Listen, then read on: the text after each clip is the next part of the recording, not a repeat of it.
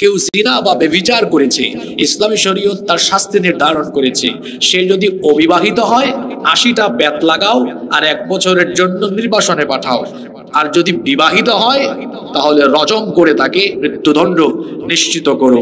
এমনি ভাবে কবিরা গুনাহ, যেমন মদ্যপ ব্যক্তি মদ পান করেছে, ইসলামী শরীয়ত তার হদ নির্ধারণ করেছে ৮০টা বেত লাগাতে হবে। এইরকম কবিরা গুনাহের জন্য শাস্তি আছে, আখিরাতে তো আছে, দুনিয়াতেও আছে। আর সগীরা গুনাহ হলো এমন গুনাহ, এটাও গুনাহ, কিন্তু এই সগীরা গুনাহটা কবিরা গুনাহের মতো অত গুরুতর পর্যায়ের নয়।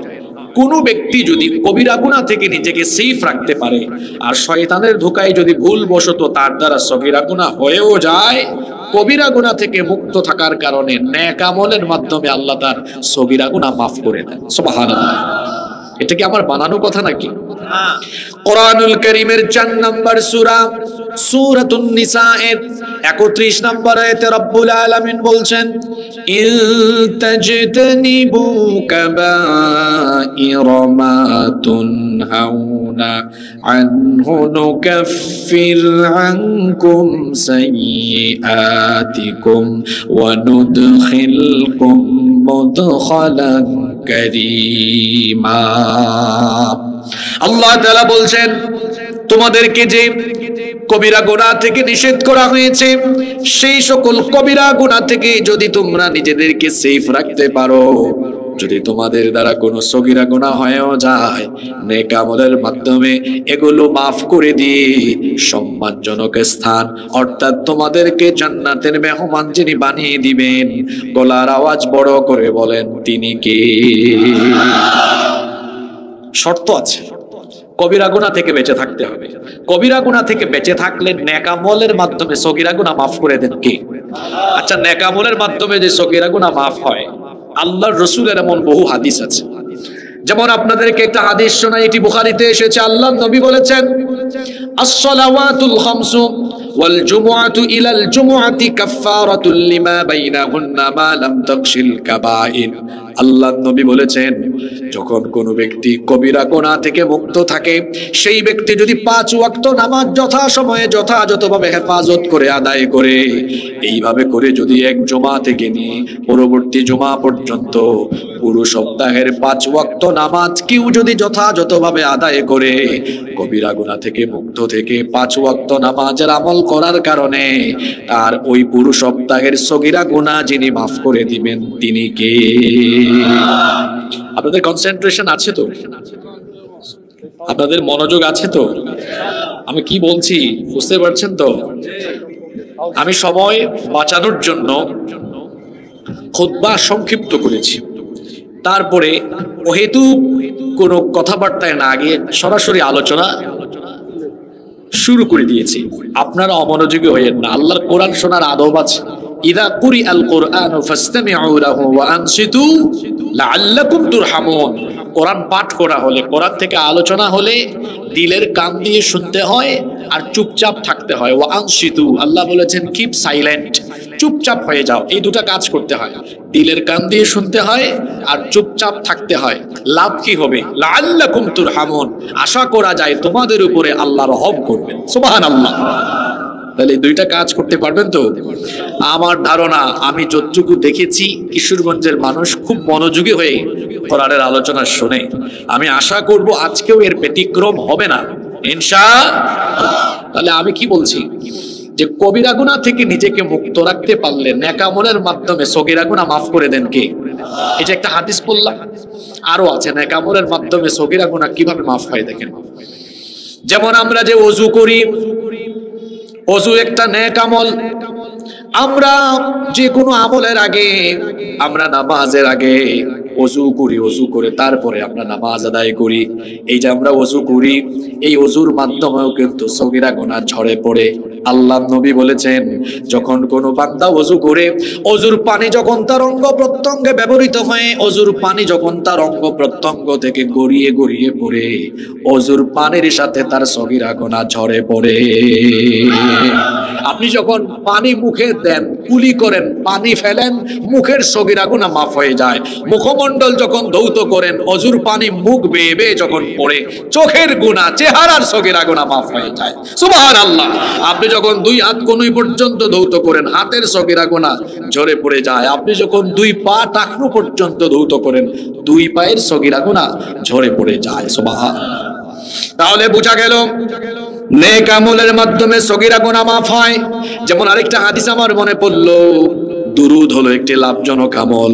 আল্লাহর নবী বলেছেন, মান সাল্লা আলাইয়া সালাতান ওয়াহিদাতান সাল্লাল্লাহু আলাইহি আশরু সালাওয়াত, যেই ব্যক্তি আমার উপরে একবার দুরূদ পাঠ করবে, আল্লাহ তাআলা ওই ব্যক্তির উপরে 10 বার রহমত নাজিল করবেন। সুবহানাল্লাহ।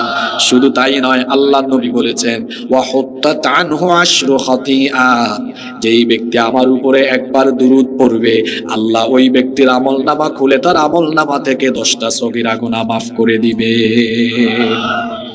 শুধু সুবহানাল্লাহ বললে হবে না, একটু বুঝতেও হবে। তাহলে বোঝা গেল নেক আমলের মাধ্যমে সগীরা গুনাহ মাফ হওয়ার অপশন, জোরে বলেন অপশন।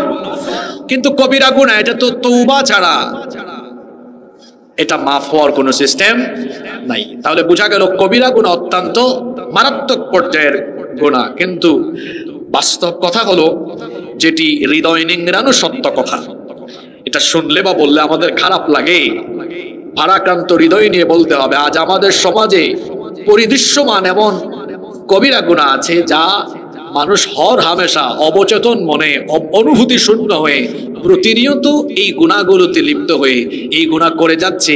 তার চরিত্র দেখলে মনে হয় এ যেন সে নিজেকে স্ব ইচ্ছায় জান্নাতের পথ থেকে নিজেকে লাইনচ্যুত করে স্বেচ্ছায় যেন তাকে সে জাহান্নামের পথে পরিচালিত করছে। ইন্না লিল্লাহি ওয়া ইন্না ইলাইহি রাজিউন। আপনি বলবেন, হুজুর এটা কেমন কথা বলবেন?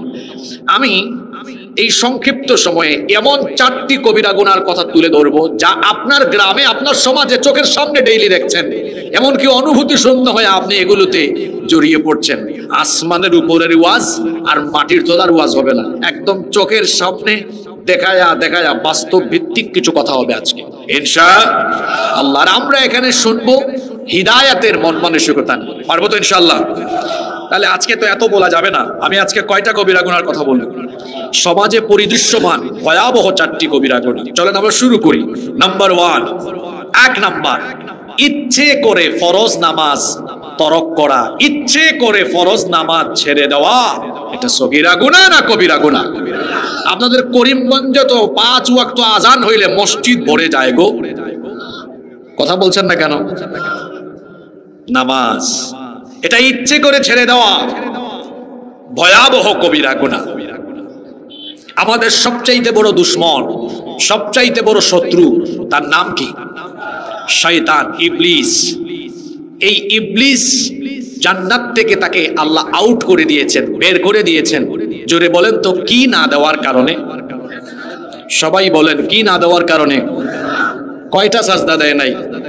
জোরে বলেন। একটা সাজদা না দেওয়ার কারণে আল্লাহ তাকে জান্নাত থেকে আউট করে দিয়েছেন। সে জান্নাত থেকে বের হয়ে প্রতিজ্ঞাবদ্ধ হয়েছে। সূরা আরাফে আল্লাহ বলেছেন যে আদমের কারণে সে জান্নাত থেকে বের হয়েছে, এই আদম এবং তার বংশধরদেরকে সিরাতুল মুস্তাকিমের পথে চলতে বাধা দেওয়া। ফাবিমা আগওয়াইতানি লাআকউদান্না লাহুম সিরাতাকাল মুস্তাকিম, এদেরকে সোজা পথে চলতে বাধা দেওয়া, এটা তার প্রধান কাজ। সুম্মা লাআতিয়ান্নাহুম মিন বাইনি আইদিহিম ওয়া মিন খালফিহিম ওয়া আন আইমানিহিম ওয়া আন শামাইলিহিম ওয়া লা তাজিদু আকসারাহুম শাকিরিন। সে বলেছে, আমি সামনে পিছনে ডানে বামে চতুর্দিক থেকে আমার প্রতারণার জাল বিস্তার করে এই মানুষদেরকে সোজা পথ থেকে বিচ্যুত করে জাহান্নামে নিয়ে যাব। এটা হচ্ছে মানুষের ব্যাপারে শয়তানের ওয়াদা। সে কি এই ওয়াদা করে বসে আছে না কাজ করে যাচ্ছে? কিভাবে কাজ করছে দেখেন। সে সাজদা না দিয়ে জান্নাত থেকে বের হয়েছে, তার লক্ষ্য হলো আপনাকে সে কোনোভাবেই সাজদা দেওয়াতে দিবে না, যে করেই হোক আপনাকে সে নামাজ থেকে গাফেল রাখবে। এটা তার প্রধান লক্ষ্য, প্রধান উদ্দেশ্য। যার কারণে হাদিসে এসেছে শয়তান কোন সময় হাসে আর কোন সময় কাঁদে। শোনেন, যখন কোনো ব্যক্তি আল্লাহ তাআলাকে সাজদা দেয়, এই সাজদার দৃশ্য দেখে শয়তান মনোবেদনায়, মনের কষ্টে, মনের যন্ত্রণায় ওই ব্যক্তির কাছ থেকে দূরে সরে যায়, আর সে কান্না করে করে কি বলে তার ওয়াজ একটু শোনেন। আল্লাহর নবী বলেছেন, শয়তান যখন কোনো ব্যক্তিকে সাজদা দিতে দেখে, ইয়াতাজালা শাইতানু ফায়াবকি ওয়া ইয়াকুল, শয়তান তখন ওই ব্যক্তির কাছ থেকে দূরে চলে যায়, আর তার সাজদা দেওয়ার দৃশ্য দেখে ফায়াবকি, সে কাঁদতে থাকে, ওয়া ইয়াকুল, এবং সে বলতে থাকে, উমিরা ইবনু আদম বিসসুজুদ ফাসাজাদা ফালাহুল জান্নাহ, আদম সন্তানকে সাজদা দেওয়ার আদেশ দেওয়া হয়েছে, অতঃপর সে সাজদা দিয়ে তার জন্য জান্নাত হাসিল করে ফেলেছে। এই হাদিস আমাদেরকে কি বার্তা দিচ্ছে দেখেন, আপনি যখন আল্লাহকে সাজদা দিবেন, শয়তান এই দৃশ্য দেখে হাসে না কাঁদে? আপনারা কি কথা শুনতেছেন? কোন মানুষ যখন আল্লাহকে সাজদা দেয়, এটা তো সাউন্ড সিস্টেম, তো আমি আর কথা বাড়াতে চাইনি, কারণ সময় কম, তো আমরা সময়কে কাজে লাগাতে চাচ্ছিলাম। শুনেন ভাইয়েরা, উত্তেজিত হয়েন না। আচ্ছা, দেখি অপারেটরকে আমার দিকে তাকে। তুমি না, তুমি কি ওই যে মাস্টার রিভার্বকে অন করা আছে, মিক্সার মেশিন আনছো? আনলে আমার মনে হয় তার সেটআপমেন্ট হয় সে নিজে ভালো বুঝে না, অথবা তার সেটআপমেন্টে ঝামেলা থাকতে পারে। জি আচ্ছা, আমার ভাই বলেছেন মাইকের আরেকটু কাছে আসার জন্য। আমি কি মাইক থেকে খুব দূরে আছি? আচ্ছা, আপনারা বললেন তো মাইক কেন দেওয়া হয়? মাইক দেওয়া হয় যে আপনি একটু দূর থেকে কথা বলবেন, আর মাইক সেটা টেনে নিয়ে স্প্রেড করে দিবে, তাই তো? তো এখন মাইক যদি তার সেটআপমেন্টের সমস্যা থাকে, আমি যদি মাইক একদম কাছে নিয়ে মুখের ভিতরেও ঢুকাই দিয়ে লাভ হবে? আচ্ছা, এই অপারেটর ভাই, তুমি কি এই মাইক্রোফোনটা লিফট টাচ দিয়েছো নাকি? জুবাইর ভাই তো আমার আগেই আলোচনা করলেন, মাইক তো ভালো ছিল। হ্যাঁ, লিফট টাচ মানে ঠোঁট লাগাইয়া বলতে হবে? লিফট টাচ মানে তো ঠোঁট স্পর্শ করে বলা। আচ্ছা, এখন আপনারা আমাকে বলেন তো, ঠোঁট মাইকে লাগিয়ে কথা বলা এটা কি স্বাস্থ্যসম্মত? না, আপনারা বলেন, এটা কি স্বাস্থ্যসম্মত? এটা তো স্বাস্থ্যসম্মত না ভাই, এক। আর দ্বিতীয় কথা হচ্ছে, এভাবে তো বেশিক্ষণ ঠোঁট লাগায় কথা বলা যায়। আমার মনে হচ্ছে বাহিরের চেয়ে আমাদের ভেতরে যারা আছেন তারা শুনলে হবে। আপনারা শুনতে পাচ্ছেন না? হয়েছে? আয়োজক কমিটির ভাইয়েরা, আপনারা খুশি না? এবার বাইরে কি হলো সেটা দেখার বিষয় না, আমাদের এই যারা আছেন শ্রোতায়েরা হচ্ছে আসল। আমাকে প্লিজ একটু সময় দেন, কথা বলবেন না। আমরা কোথায় ছিলাম মনে আছে? আমার দিকে তাকান প্লিজ। শয়তান কোন সময় হাসে আর কোন সময় কাঁদে? কোন ব্যক্তি সাজদা দিলে এটা দেখে শয়তান কি করে? জোরে বলেন। আর আমরা যখন নামাজে যাই না, তখন শয়তান, okay fine, now take your decision. এখন আপনি আপনার সিদ্ধান্ত নেন, আপনি কি আজান হলে নামাজের টাইমে শয়তানকে হাসাবেন নাকি কাঁদাবেন? এই সিদ্ধান্ত একান্ত আপনার। এখন বুঝে থাকলে বলেন তো, আপনি কি নামাজের টাইমে শয়তানকে হাসাবেন না কাঁদাবেন? যারা চুপচাপ আছেন তারা কি শয়তানের খেলাফতি নিয়ে ফেলছেন নাকি? তো ভাবসাব দেখে তো এমনই মনে হয়। কেউ চুপচাপ থাকা যাবে না। নামাজে গেলে শয়তান খুশি না বেজার?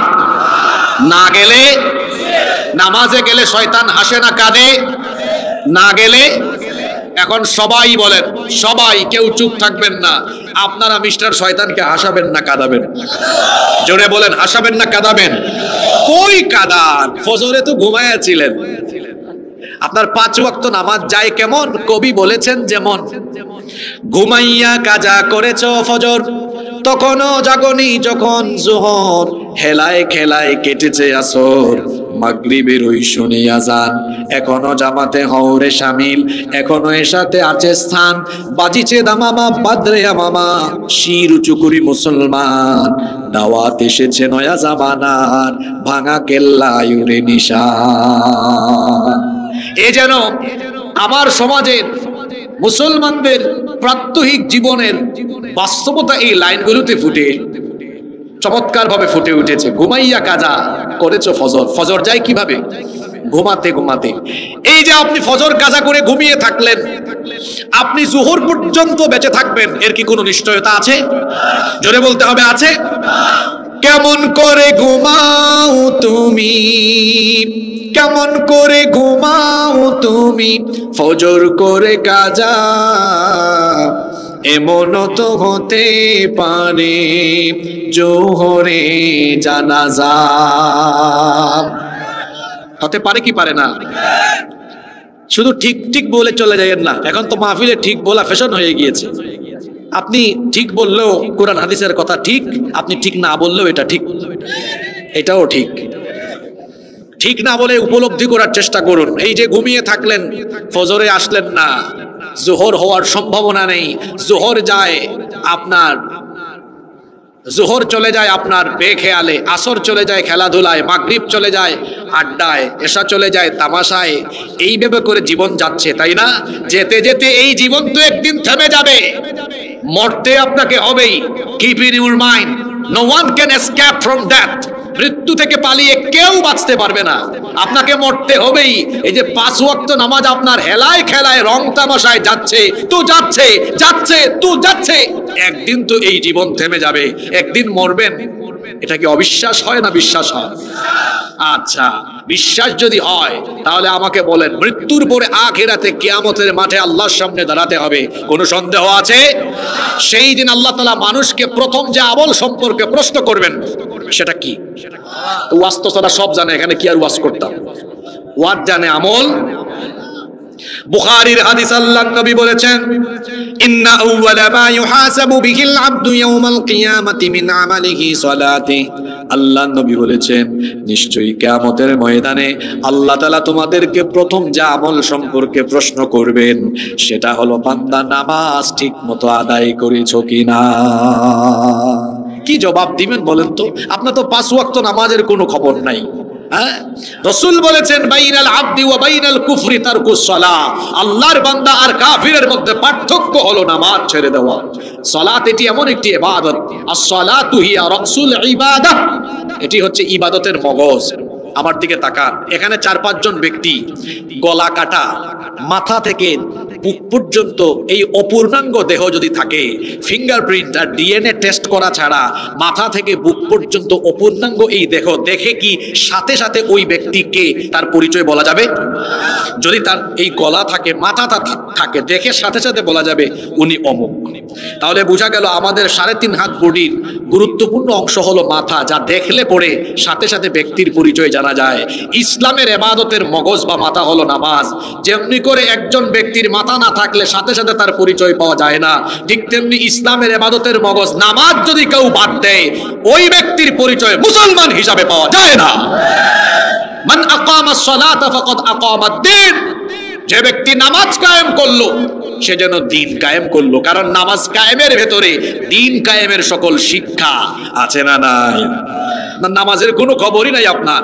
আমার দেশে বহু মানুষের নামাজ নাই, ওই ইমান ঠিক আছে। এক ব্যক্তি তো তার নামই রেখেছে, সে বলে আমার বাবা আমার নাম রেখেছে ইমান আলী। অনেক মানুষের নামের সাথে কাজের কোনো মিল নাই। এক লোকের নাম ফজর আলী, অনেক মানুষের নাম ফজর আলী আছে না? এখন ফজর আলীর ফজর হয় না, তার ঘুম ভাঙে সকাল 10টায়। অনেক মানুষের নাম রমজান আলী, রমজান মাসে দুপুরবেলা গাঞ্জা টানে। অনেকের নাম হলো কুরবান আলী, সামর্থ্য আছে কিপটা বেটা, কুরবানি দেয় না। অনেক মানুষের নাম আছে ইমান আলী, ইমানের কোনো খবর না। এই ইমান আলীর খাসলত হলো সুদে টাকা দেয়, ও স্পিড মানি টেবিল মানি খায়, তারপরে রাস্তাঘাটে যেখানে রডের দরকার ওখানে বাঁশ ঢুকায়, চাঁদাবাজি করে টেন্ডারবাজি করে জনগণের মাল খায়, আলগা পয়সা খায়। ওই বেটার নাম ইমান আলী হলেও কাজে করবে সে হলো আস্ত একটা বেঈমান আলী, আর তার আমলে আখলাকে চলনে বলনে কথনে তার স্বভাব চরিত্রে সে হলো মানুষরূপী আস্ত একটা শয়তান। এরকম মানুষ আমাদের কিশোরগঞ্জে নাই গো। জি, আহা, নামের সাথে কাজের কোনো মিল। ও বলে আমি মুসলমান, তো মুসলমানের ডিউটি হলো ঈমান আনার পরে সে কখনো নামাজ ছাড়তে পারে না। সবার আগে নামাজ, সবার আগে হলো নামাজ ছেড়ে দেওয়া। এটা ভয়াবহ কবিরা গুনাহ। আমরা কি আজকে এই মাহফিল থেকে সিদ্ধান্ত নিতে পারি যে আমরা আর কোনোদিন নামাজ কাজা করব না? ইনশাআল্লাহ। হাত নামান, আমার আরো কিছু কথা বাকি আছে, একবারে হাত তুলাম। নামাজের হিসাব হবে কিয়ামতের দিন প্রথম, এজন্য এই নামাজ আমরা ছাড়বো না ইনশাআল্লাহ। নাম্বার 2, আজকে কয়টা কবিরা গুনার কথা বলবো?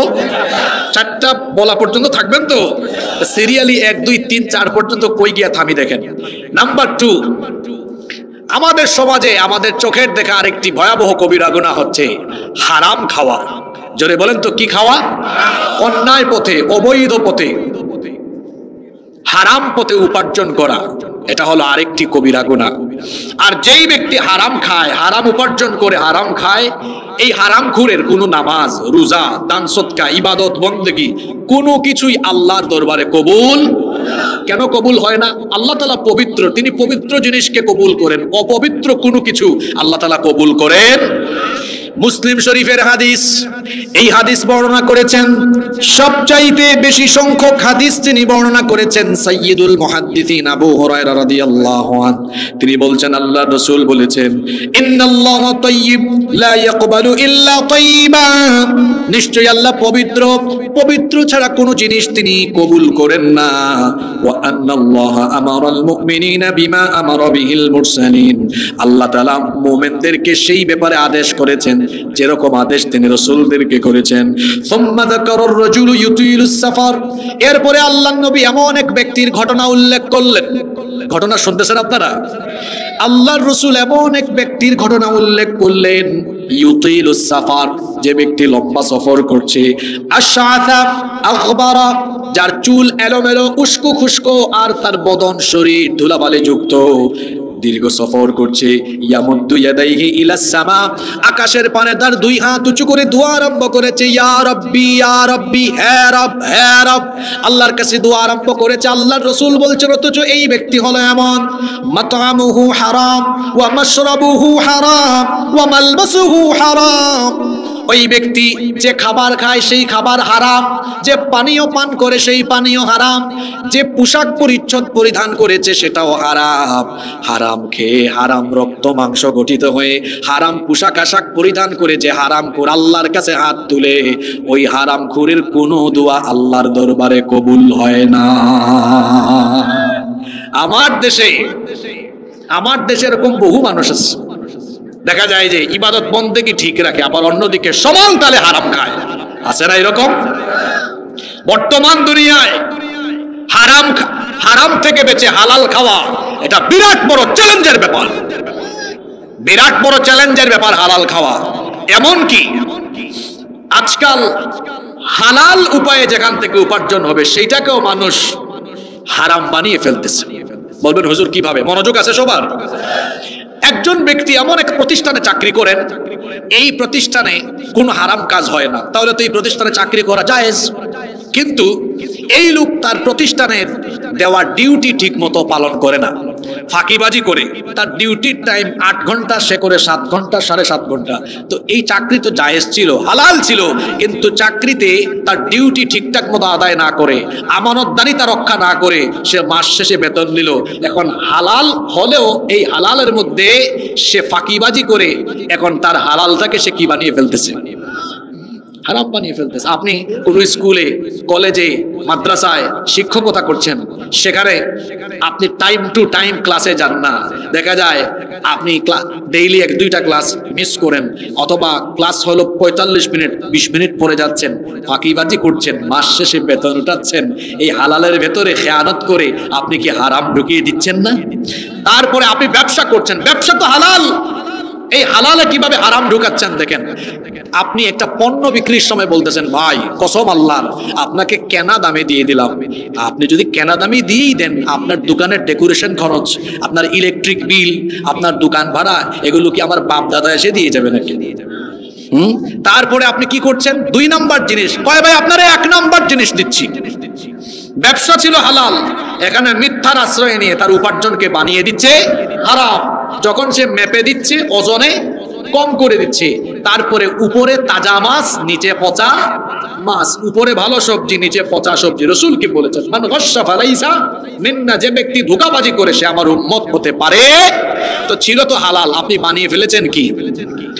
এইভাবে আপনি হারাম খাচ্ছেন।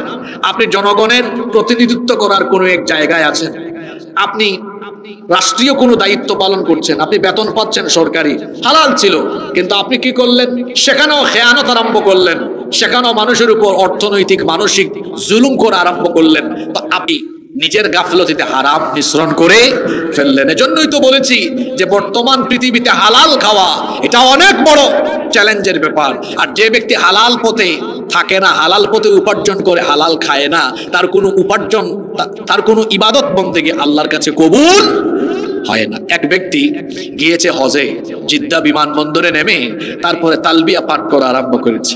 লব্বাইক আল্লাহুম্মা লব্বাইক, লব্বাইক লা শারীকা লাক লব্বাইক, ইন্নাল হামদা ওয়ান নি'মাতা লাকা ওয়াল মুলক লা শারীকা লাক।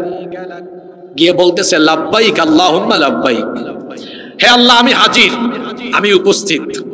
আল্লাহ তারে বলেন, কিরে হারামখোর, যে ভিসা টিকেট করে আসলি ওইটা হারাম টাকা, তোর গায়ে যে ইহরামের কাপড় পরিধান করা ওইটাও হারাম টাকা, তোর শরীরের যে রক্ত মাংস সেটাও হারাম খেয়ে হারাম হয়ে গিয়েছে। তোর মতো হারাম ঘুরে সে আমাকে বলছিস যে আল্লাহ আমি হাজির, আল্লাহ আমি হাজির। তোর মতো হারাম ঘুরে অ্যাটেন্ডেন্স আমি আল্লাহ কবুল করলাম না। আপনার নামাজ, রোজা, হজ, যাকাত, দান, সদকা, ইবাদত বন্দেগী সব বরবাদ হয়ে যাবে যদি আপনি হালাল খেতে না পারেন। আজকে আমরা সুদ খাচ্ছি, ঘুষ খাচ্ছি। সুদ আমাদের দেশে নাই তো, জোরে বলেন। সুদ এমন এক কবিরা গুনাহ, আল্লাহ তাআলা কোরআনে কারিমে বলেছেন যারা সুদ খায় এরা যেন আল্লাহ আর রাসূলের বিরুদ্ধে যুদ্ধ ঘোষণা করে দিয়েছে। অন্য আয়াতে আল্লাহ বলেছেন এরা কিয়ামতের ময়দানে শয়তানের আসর করা রোগেরই নাই, কিয়ামতের ময়দানে দণ্ডায়মান হবে। আবার আল্লাহর রাসূল বলেছেন যারা সুদ খায়, যারা সুদ দেয়, যারা সুদ নেয়, যারা সুদের সাক্ষী হয় এবং যারা সুদ লিখে রাখে এদের সবার উপরে লানত। আল্লাহর নবী বলেছেন সুদের ৭০টার বেশি গুনাহ রয়েছে, তার মধ্যে সর্বনিম্ন গুনাহ হলো নিজের মায়ের সাথে জিনা করা। একজন সুদখোর কত খারাপ! যে ব্যক্তি সুদ খায় তার একেবারে লো ক্যাটাগরির গুনাহ হলো নিজের মায়ের সাথে জিনা করা। আবার অন্য হাদিসে এসেছে রাসূল বলেছেন যে ব্যক্তি ১ দিরহাম সুদ খায় ৩৬ বার জিনা করলে যে পরিমাণ গুনাহ হয়, ১ দিরহাম সুদ খাইলে ৩৬ বার জিনা করার সমান অপরাধ হয়। নাউযু বিল্লাহি মিন যালিক। ঘুষ খায়, স্পিড মানি, টেবিল মানি, বকশিশ, পার্সেন্টেজ, কমিশন, এটা তো এখানে অনেক নাম। হারাম সমান তালে খাচ্ছে। মনে রাখবেন এই হারাম খাওয়ার কারণে ইবাদত বন্দেগী তো কবুল হচ্ছে না একদিকে, অন্যদিকে হারামে আপনি কোনো আরাম পাবেন না। হারামখোররা হারাম সম্পদ ভোগ করতে পারবে না। হারাম উপায়ে যা কামিয়েছে এগুলো রেখে পালিয়ে যেতে হবে। আপনারা পালানো, জামাতের সাথে পালানোর নজির বাংলাদেশে কিছুদিন আগে দেখেছেন, দেখেন নাই? হারামে কোনো আরাম নাই। আপনি হারাম পন্থায় উপার্জন করবেন, আল্লাহ এমন এমন রোগ আপনাকে দিবে, এমন এমন মুসিবত, এমন এমন রোগ বালাই আসবে, ওই মাউন্ট এলিজাবেথে গিয়ে সব আপনাকে দিয়ে আসতে হবে, খরচ করতে হবে। হারাম পন্থায় উপার্জন করবেন, খাইতে পারবেন না, এগুলো উপভোগ করতে পারবেন না। হালাল এটা যদি অল্প হয় এর ভেতরে যিনি বরকত দিয়ে দেন তিনি কি? তাহলে আমরা কি আজকে প্রতিজ্ঞা করতে পারবো আমরা হারামের দিকে যাব না? সুদ হোক, ঘুষ হোক, অন্যায় পথে, হারাম পথে উপার্জন করব না। রাজি আছেন সবাই? আল্লাহ সবাইকে কবুল করেন। আমি কয়টা কবিরা গুনার কথা বলবো? আচ্ছা, যে দুইটা বললাম সমাজে এগুলো নাই তো? ১ নাম্বার কি বললাম? ইচ্ছে করে ফরজ নামাজ তরক করা। ২ নাম্বার হারাম খাওয়া। বাকি দুইটা এগুলো সমাজ এবং রাষ্ট্রের সাথে সম্পর্কিত। আপনারা কি আমাকে ১০-১৫ মিনিট সময় দিবেন? এতক্ষণ তো আপনার ব্যক্তিগত আমলের কথা বললাম, এখন দুইটা ব্যক্তিগত বললাম। তবে এই দুইটা ব্যক্তিগত না, নামাজ কায়েম করা এটা রাষ্ট্রেরও দায়িত্ব। আমি সময়ের কারণে ওই দিকে যাচ্ছি না, যেহেতু আমার ৪ নম্বর পয়েন্ট ওই দিকে আছে, সেখানে বলবো আমি ইনশাআল্লাহ। তারপরে মানুষকে হারাম থেকে বাঁচিয়ে রাখা এটাও তো রাষ্ট্রের দায়িত্ব পড়ে। ৩ নম্বর যে কবিরা গুনাহ নিয়ে আমরা আলোচনা করছি সেটা হলো অন্যায়ভাবে মানুষের হক নষ্ট করা। মানুষের হক নষ্ট করা এটা হলো আরেকটা কবিরা গুনাহ। হক হলো 2 প্রকার, হকুল্লাহ আল্লাহর হক, হকুল ইবাদ বান্দার হক। আল্লাহর হক যদি আপনি নষ্ট করেন তো আল্লাহর ইচ্ছা, আল্লাহ যদি আপনাকে মাফ করে দেন, কারো কিছু করার আছে? কিন্তু হকুল ইবাদ এটি তো বান্দার সাথে সম্পর্কিত। কোনো মানুষের হক যদি আপনি নষ্ট করেন তার হক তাকে ফিরিয়ে দিতে হবে, অথবা তার কাছ থেকে মাফ চেয়ে নিতে হবে। নইলে হক নষ্ট করে, মানুষের হক নষ্ট করে দুনিয়া থেকে যদি আপনি বিদায় হন, জাহান্নাম ছাড়া কোনো উপায় থাকবে না। আজ আমাদের সমাজে আমরা কিভাবে মানুষের হক নষ্ট করছি? দেখা যাচ্ছে সন্তান তার পিতামাতার হক নষ্ট করছে, পিতামাতা পিতামাতা তার সন্তানের হক নষ্ট করছে, স্বামী স্ত্রীর হক নষ্ট করছে, স্ত্রী স্বামীর হক নষ্ট করছে, বড় ভাই ছোট ভাই বোনদের জায়গা জমি একাই মেরে খেয়ে বসে আছে, ছোট ভাই বোনদের জায়গা জমি দেয় না, দখল করে ফেলেছে, এইরকম নাই তো? প্রতিবেশীর হক নষ্ট করছে, অন্যায়ভাবে মিথ্যা মামলা দিয়ে বছরের পর বছর জেলখানায় রেখে দিয়েছে, অন্যায়ভাবে নিরপরাধী মানুষকে অপরাধী বানিয়ে অন্যায়ভাবে বিচার বহির্ভূত হত্যাকাণ্ড ঘটিয়েছে। এইরকম নজির বাংলাদেশে নাই গো। তারপরে মানুষের জায়গা জমি দখল করছে, সমান তালে মানুষের হক নষ্ট করে যাচ্ছে। আবার এই রকম অনেক ব্যক্তি আছে, এরা মানুষের হক নষ্ট করলো, আল্লাহর হকের বেলায় খুব সচেতন। দেখেন নাই আমার দেশে নারায়ণগঞ্জে কুতুব পাওয়া গেছে 70 রাকাত তাহাজ্জুদ পড়ে। জানি না এটা সত্য কিনা, যদি তার কথা সত্য হয় তো রাতের বেলা নামাজ দিয়া বুঝাচ্ছে আল্লাহ আপনার হক আদায় করতেছি, আর দিনের বেলা মানুষ খুন সহ যা আছে সকল অপকর্মে নিজেকে সম্পৃক্ত করছে। এরকম মানুষ আমার সমাজে আছে। দেখবেন ধবধবে সাদা পাঞ্জাবি, ধবধবে সাদা পায়জামা, সাদা টুপি লাগায় এমন ভাবে নামাজে আসবে যে আরা সুরত দেখলে মনে হয় যেন জান্নাত থেকে পালিয়ে এসেছে। নামাজে আছে, আবার সমাজের এমন কোন অপকর্ম নাই যে অপকর্মের সাথে সে সম্পৃক্ত নয়। দেখবেন বহু গ্রামে মাতব্বর আছে, সালিশ বিচার করে, এরকম বহু মানুষ আছে। 5 ওয়াক্ত নামাজেও আসে, আবার বিচার করার বেলায় উল্টা পাল্টা রায় দিয়ে দেখা যায় তারে 1 packet Benson, 1 packet gold leaf দিলে দেখা যায় বিচারের রায় উল্টাইয়া দুর্বলকে আরো দুর্বল বানায় দেয়। এগুলো আমি আপনাদের এলাকার কথা বলছি না, আমি আমার সিলেটের কথা বলছি। এখানে নাই তো? এখানেও আছে। আমি একবার আমার এলাকায় দেখলাম এক লোককে বিচারের আগে পেনশন দেয়। তো আমি বললাম এরে পেনশন দিলেন কেন? তখন সে বলল এরে পেনশন দিয়ে রায় উল্টায় দেওয়া যায়। এরকম আছে না? মানুষের হক নষ্ট করছে, দুর্বলকে আরো দুর্বল করে দিচ্ছে। আবার দেখবেন নামাজের টাইমে এরা ঠিক সময়ে নামাজেও হাজির, অপকর্মেও আছে, নামাজেও আছে। একটা হাদিস বলি, আজকের গোটা ওয়াজ মনে রাখতে পারেন আর না পারেন, এই হাদিসটা নিয়ে আজকে বাড়ি যাবেন ইনশাআল্লাহ। আল্লাহর রাসূল একদিন সাহাবীদেরকে বলছেন, আতাদরুনা মানিল মুফলিস, তোমরা কি জানো আমার উম্মতের সবচেয়ে অসহায় ব্যক্তি কে? সাহাবীরা তখন বললেন, ইন্নাল মুফলিসা ফিনা মাল্লা দিরহাম লাহু ওয়ালা মাতা, নিশ্চয়ই আমাদের মধ্যে সবচেয়ে অসহায় হলো সেই ব্যক্তি মাল্লা দিরহাম লাহু, যার কাছে দিরহাম নাই, টাকা নাই, পয়সা নাই, ওয়ালা মাতা, যার কাছে কোনো দুনিয়ার ভোগ্য সামগ্রী অর্থাৎ বাড়ি ঘর জায়গা জমি সহায় সম্পদ কিছুই নাই। তাহলে যার কাছে টাকা পয়সা বাড়ি ঘর সহায় সম্পদ নাই, সে হলো আমাদের মধ্যে সবচাইতে অসহায়। উত্তর শুনে আমাদেরও মনে হচ্ছে উত্তর তো ঠিকঠাকই আছে, কিন্তু নবীজি বললেন না, তোমাদের উত্তর সঠিক নয়। সাহাবীরা বললেন তাহলে আমাদের মধ্যে সবচেয়ে অসহায় কোন ব্যক্তি? নবীজি তখন বললেন আমাদের মধ্যে সবচেয়ে অসহায় হলো সেই ব্যক্তি যিনি নামাজি, রোজাদার, দান সদকা করেন, হজ করেন। আচ্ছা, আমি যে কথাগুলো বললাম এগুলো ভালো কাজ না খারাপ কাজ?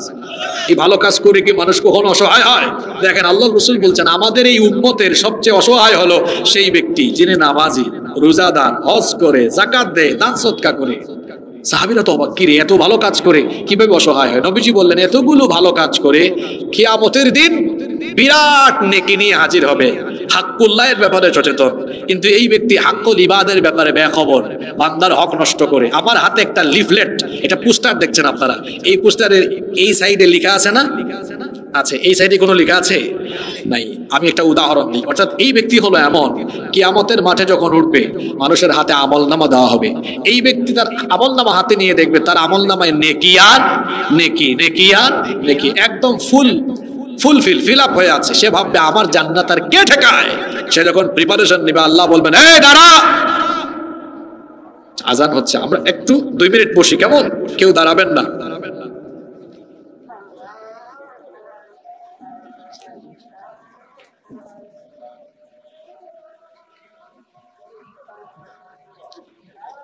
আপনারা কেউ দাঁড়াবেন না, সম্ভবত এখানে জামাত হবে, তাই না? আমার শেষ পয়েন্টটা শুনে যাবেন, শেষ ভালো যার সব ভালো, একটু আজানের জবাব দেন।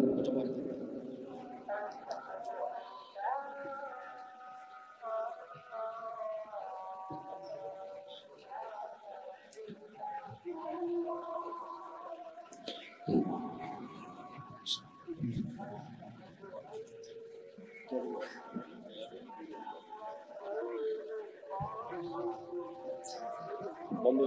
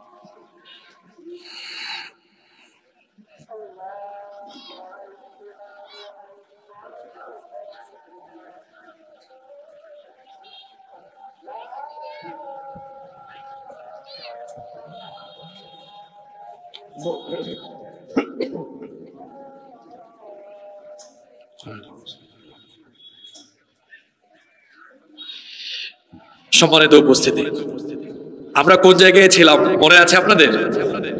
আমাদের উম্মতের সবচাইতে অসহায় কোন ব্যক্তি? সাহাবীরা বললেন যার টাকা নাই, পয়সা নাই, ঘর নাই, বাড়ি নাই, সেই সবচেয়ে অসহায়। নবীজি বললেন না, যেই ব্যক্তি নামাজ, রোজা, হজ, যাকাত, অন্যান্য নেকামল করে কিয়ামতের দিন হাজির হবে, ঠিক ওই যে বললাম আমলনামায় নেকি আর নেকি। ভাববে আমি তো জান্নাতি, আল্লাহ বলবেন দাঁড়া,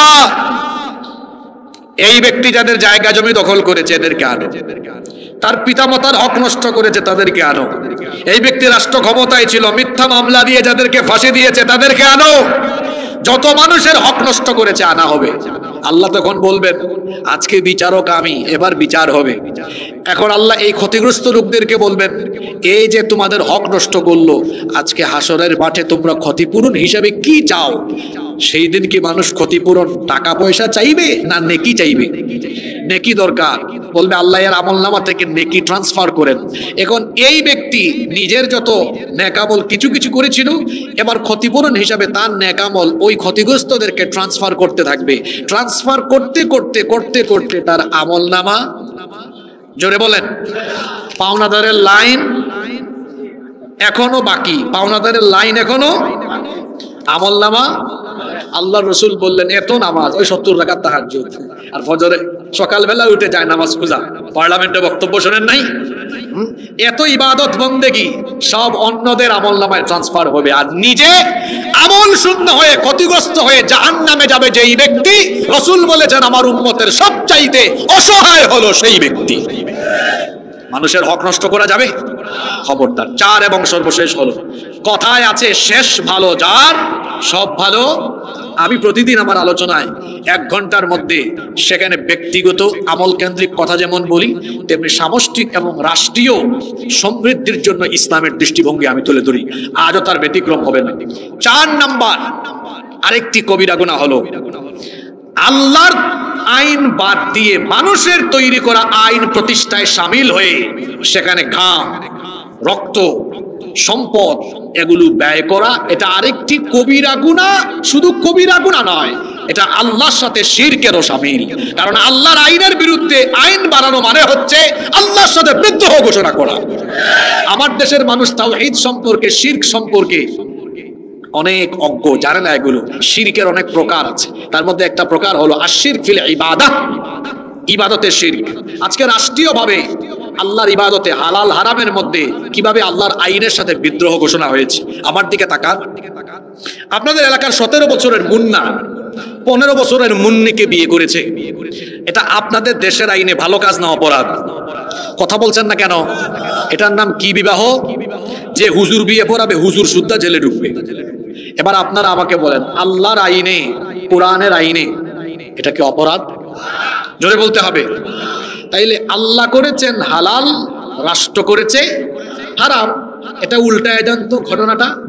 17 বছরের মুন্না 15 বছরের মুন্নিকে নিয়ে বাসতলায়, ঝাউতলায়, লাউতলায়, কিশোরগঞ্জের কলেজে, ঢাকা বিশ্ববিদ্যালয়ে, রমনার বটমূলে, হাতির ঝিলের লেকের পারে দুইটা একসাথে বসে একটা আরেকটারে বাদাম খাওয়ায়, বুট খাওয়ায়, হাত ধরে ঢলাঢলি মাখামাখি করে। এটা আল্লাহর আইনে হারাম এবং কবিরা গুনাহ, কিন্তু আপনাদের দেশের আইনে বেপারি। ঠিক আছে কথা? আল্লাহ করেছেন হালাল, আপনার দেশের আইন করেছে হারাম। আল্লাহ করেছেন হালাল, আপনার দেশের আইন করেছে হারাম। এটা হলো রাষ্ট্রীয় পর্যায়ে আল্লাহর ইবাদতে আল্লাহর আইনের সাথে শিরক করা। এগুলো চলছে কি চলে নাই? মদ এটা কি সীমিত পরিসরে জায়েজ নাকি? কথা বলেন। আল্লাহ করেছেন টোটালি। আর ঢাকায় যাবেন, গুলশানে অনেকগুলো রেস্টুরেন্ট আছে, দেখবেন বাইরে। আমি তো গত মাসে দুপুরের খাবার খাচ্ছি, দেখি এক রেস্টুরেন্টে লেখা এখানে মাদক নিয়ন্ত্রণ, কি যেন নাম, মাদক নিয়ন্ত্রণ অধিদপ্তরের অনুমোদিত পারের বিশেষ ব্যবস্থা রয়েছে। নামটাও দেখছেন, মাদক নিয়ন্ত্রণ অধিদপ্তর, এটার নাম তো হওয়া উচিত ছিল মাদক নির্মূল অধিদপ্তর। তো আল্লাহ করেছেন হারাম টোটালি, আর তারা সীমিত পরিসরে হালাল। এই যে রাষ্ট্রীয় পর্যায়ে আমর বিল মারুফ নাহি আনিল মুনকার, এটা যতদিন পর্যন্ত হবে না ততদিন পর্যন্ত সমাজ থেকে অন্যায় অপরাধ নির্মূল হবে